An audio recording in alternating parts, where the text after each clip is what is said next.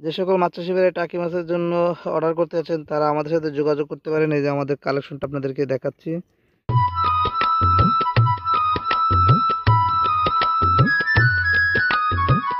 তো আমরা চলে আসলাম আমাদের টাকি মাছের পুকুরে। এখন আমরা টাকি মাছ আপনাদেরকে উঠায় দেখাবো। এই যে আমাদের টাকি মাছের পুকুর আপনারা দেখতেই পাচ্ছেন। যে সকল মাছ চাষি ভাইরা টাকি মাছ বা শোল মাছ চাষ করতে যাচ্ছেন তারা অবশ্যই আমাদের সাথে যোগাযোগ করবেন, কারণ টাকি মাছ শোল মাছ চাষের জন্য করণীয় কি বিস্তারিত কিন্তু আমরা আপনাদেরকে তুলে ধরবো। আর এখন আপনাদেরকে টাকি মাছটা দেখাচ্ছি আমাদের প্রজেক্ট থেকে। আপনারা দেখতে পাচ্ছেন টাকি মাছ উঠানো হচ্ছে। আর এই টাকি মাছের খাবার হিসেবে আমরা কিন্তু ছোট ছোট পোনা দিয়ে থাকি, ধানি দিয়ে থাকি।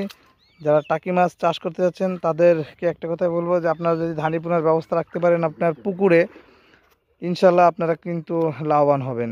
আবারও বলছি যে টাকি মাছের চাষের জন্য অবশ্যই শুটকির গুঁড়া আর ছোটো ছোটো ধানির ব্যবস্থা অবশ্যই রাখতে হবে আপনার পুকুরে পর্যাপ্ত পরিমাণ। তাহলে আপনি টাকি মাছ চাষ করে আপনি লাভবান হতে পারবেন। এই যে দেখতে পাচ্ছেন আমাদের এই পুকুরটাতে আমরা টাকি মাছের পোনা মজুত করে রাখছি, আপনাদেরকে উঠায় দেখাবো বলে। কারণ এক ভাই এই মাছটা দেখার জন্য আমাদেরকে কল করছিলেন, শুধু তার উদ্দেশ্যে আজকে আমরা মাছটা আবার উঠাইছি। এই যে আমাদের মাছের কালেকশনটা দেখুন, কত সুন্দর কালেকশন।